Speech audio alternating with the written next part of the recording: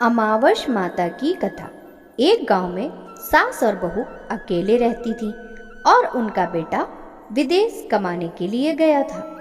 सास और बहू बहुत अच्छे से रहते थे। दोनों एक दूसरे की देखभाल करती थी।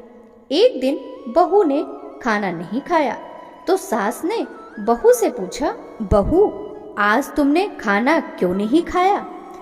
तब बहू ने कहा, सासू माँ आज मेरा अमावस्या का व्रत है, इसलिए मैंने खाना नहीं खाया।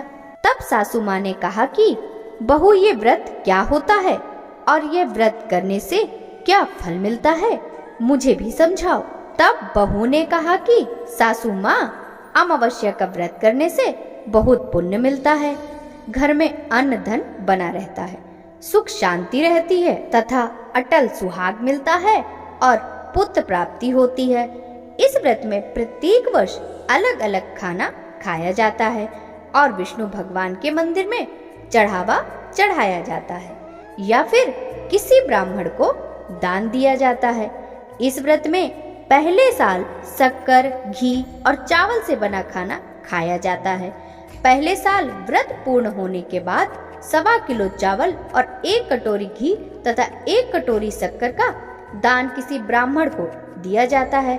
दूसरे साल जौ, घी और शक्कर से बना खाना खाया जाता है। जब दूसरे साल व्रत पूर्ण हो जाए तो 1 किलो जौ, 1 कटोरी घी और 1 कटोरी शक्कर किसी मंदिर में चढ़ाएं या फिर किसी ब्राह्मण को दान देना होता है। तीसरे साल गुड़, तिल और घी से बने व्यंजन खाने चाहिए। जब तीसरे साल व्रत पूर्ण हो जाए तो आधा किलो तिल, गुड़ तथा 1 कटोरी घी किसी मंदिर में चढ़ाया जाता है या फिर किसी ब्राह्मण को दान दिया जाता है। इसे ही अमावस्या व्रत कहा जाता है। फिर बहू ने कहा कि इस व्रत का अगर संकल्प लेते हैं तो इसे पूरा करना जरूरी होता है। अगर पूरा नहीं कर सकते तो घर में झगड़ा होता है और अशांति आती है। तब सासू ने कहा, मेरी तो उम्र हो गई है लेकिन तुम यह व्रत करो। और बहू इस व्रत का आरंभ करती है। लेकिन एक दिन बहू ने किसी के कहने पर गेहूं से बनी रोटी खा ली और अमावस्या माता इस बात से नाराज हो गई। जो सास और बहू बहुत ही प्यार से रहती थी, इन दोनों में झगड़े होने लगे। सभी गांव वाले भी हैरान हो गए कि यह सब क्या हो रहा है। सास अपनी बहू से कहने लगी, तुम जब से हमारे घर में बहू बनकर आई हो तब से हमारे घर की लक्ष्मी चली गई, तुम हमारे लिए शुभ नहीं हो। तब बहू ने कहा कि आपके घर की लक्ष्मी चली गई है तो कहाँ मिलेगी, मुझे बताओ, मैं लक्ष्मी को लेकर आऊंगी। तब सासू ने कहा कि लक्ष्मी तुमको समुद्र के बीच में भगवान विष्णु के पैर दबाते हुए मिलेंगी। तब बहू यह कहकर चली जाती है कि अब जब तक मैं लक्ष्मी को लेकर नहीं आऊंगी तब तक इस घर में पैर नहीं रखूंगी।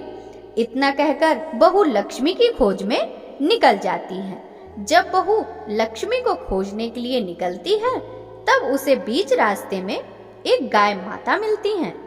वह बहू से पूछती हैं कि आप कहाँ जा रही हो? तब बहू ने कहा, हे गाय माता, मेरी सासू माँ मुझे कहती हैं कि मेरे आने से उनके घर में अन्न धन की कमी हो गई है और उनके घर की लक्ष्मी चली गई है, तो मैं लक्ष्मी को लेने जा रही हूँ। तब गाय माता ने कहा, हे बेटी, अगर तुम जा ही रही हो तो भगवान से मेरे बारे में भी पूछ लेना। तब बहू बोलती है कि ठीक है गाय माता, बताओ, आपके बारे में भी पूछ लूंगी। तब गाय माता बोलती हैं, मेरा जब भी बछड़ा होता है वह मर जाता है, जिंदा नहीं रहता। तुम भगवान से पूछ लेना कि मेरे साथ ऐसा क्यों हो रहा है, मैंने कौन से कर्म किए हैं। तब बहू बोली, गाय माता, मैं आपके बारे में जरूर पूछ लूंगी। यह कहकर बहू आगे बढ़ती है। जब आगे जाती है तो बहू को एक घोड़ी मिलती है जिसके गले में घंटी बंधी होती है। घोड़ी ने भी कहा, बेटी, तुम मेरे दुख का निवारण भी भगवान से पूछ लेना। तब बहू ने कहा, जरूर पूछ लूंगी। यह कहकर बहू आगे बढ़ती है। आगे जाते ही बहू को एक अंधा और बहरा बुजुर्ग मिलता है। वह भी बहू से अपनी समस्या भगवान से पूछने के लिए कहता है। तब बहू उसकी समस्या भगवान से पूछने को कहकर आगे बढ़ती है। आगे जाते ही बहू को एक बूढ़ी औरत मिलती है जो हाथ और पैर दोनों से अपाहिज होती है। वह भी बहू से अपनी समस्या भगवान से पूछने के लिए कहती है। तब बहू उसकी समस्या को भी पूछने के लिए तैयार हो जाती है और आगे बढ़ती है। आगे जाते ही बहू थक जाती है और एक आम के पेड़ के नीचे बैठ जाती है। तब आम का पेड़ खुश होकर बहू से पूछता है कि बेटी तुम कहाँ से आ रही हो और कहाँ जा रही हो? तो बहू तब बताती है वह लक्ष्मी को लेने जा रही है। तब पेड़ भी अपनी समस्या भगवान से पूछने के लिए कहता है कि मेरे पेड़ पर लगे आम खट्टे ही होते हैं, इस बारे में भगवान से पूछ लेना। बहू उसकी समस्या लेकर आगे बढ़ती है। आगे जाते ही बहू को एक तलाई मिलती है। वह भी बहू को बताती है कि तुम भगवान से पूछना कि मेरे तलाई का पानी इतना मैला क्यों है, कोई भी इसे नहीं पीता। तब बहू कहती है जरूर पूछ लूंगी और आगे बढ़ती है। बहुत दिन जंगल में चलते चलते बहुत थक जाती है। उसे भूख लगी होती है लेकिन खाने को नहीं मिलता। खाना न मिलने से वह और भी थक जाती है और जंगल में बेहोश हो जाती है। उसी समय भगवान विष्णु और माता लक्ष्मी वहां विचरण करते हुए आते हैं। तब माता लक्ष्मी विष्णु जी से कहती है कि हे नाथ, यह आपकी बहुत बड़ी भक्त है, आप इसके दुखों का निवारण करो। तब भगवान विष्णु कहते हैं कि इस संसार में बहुत जीव दुखी हैं, सभी अपने अपने कर्मों का फल भोग रहे हैं, किस किस के दुख का निवारण मैं करूं?